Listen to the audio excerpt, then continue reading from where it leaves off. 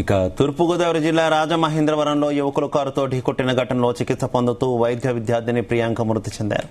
యువతి స్వగ్రామమైన తెలంగాణలోని గద్వాల జిల్లా ఐజకు ప్రియాంక మృతదేహాన్ని తరలించారు. ఐజలోని అయ్యప్ప స్వామి ఆలయం నుంచి పాత బస్టాండ్ వరకు ప్రియాంక మృతదేహంతో ర్యాలీ చేశారు.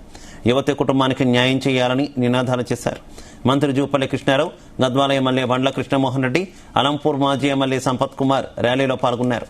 తెలంగాణ ప్రభుత్వం తరపున రాష్ట్ర ముఖ్యమంత్రి రేవంత్ రెడ్డి కుటుంబానికి అండగా ఉంటుందని, కుటుంబానికి న్యాయం చేసేలా ప్రభుత్వం కృషి చేస్తుందని తెలిపారు మంత్రి జూపల్లి. ఏ మాత్రం కూడా మానవత్వం లేకుండా, మానవత్వం మంట కలిపే విధంగా దుర్మార్గమైన సంఘటన జరిగింది.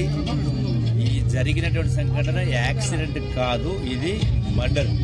100% మర్డర్ కేసు కింద 302 సెక్షన్స్ పెట్టి వాళ్ళకు ఉరి శిక్ష పడాల్సినటువంటి అవసరం కాబట్టి ఆ దిశగా ప్రభుత్వం అదే పని చేస్తుంది.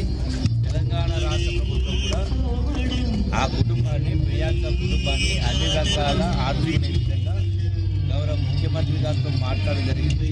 ఒక కార్యక్రమాలు పూర్తయిన తర్వాత ఆ కుటుంబానికి కలిసి తప్పకుండా ఆ కుటుంబానికి న్యాయం చేసే భయపడి నేను కూడా కుటుంబానికి వచ్చి కలిసి ఆ కుటుంబాన్ని ఏ మాత్రం కూడా మానవత్వం లేకుండా, మానవత్వం మంట కలిపే విధంగా దుర్మార్గమైన సంఘటన జరిగింది.